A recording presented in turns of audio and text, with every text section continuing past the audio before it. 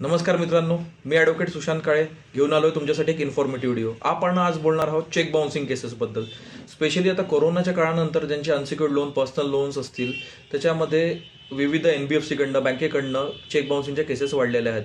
तुमचे EMI थकल्यामुळे ते तुमच्याकडनं ते वसूल करण्याकरता तुमच्याकडनं दाखवतात की तुमचे सिक्युरिटी चेक्स त्यांच्याकडे पहिले जमा असतात, ते तुमचे सिक्युरिटी चेकच मिसयूज करतात आणि तुमच्यावरती केस ठोकतात. आणि स्पेशली केसही कुठे ठोकल्या जाते, तुम्ही जिथे चेक दिला असेल, जिथून तुम्ही लोन घेतलं असेल, तिथे तुम्हाला केस नाही आहे. तुमची केस, तुम्ही जर लोन नागपूरला घेतलं असेल तर तुमची केस चेन्नईला होईल. तुम्ही जर नागपूरला घेतलं असेल तर तुमची केस होईल कोलकात्याला किंवा जयपूरला.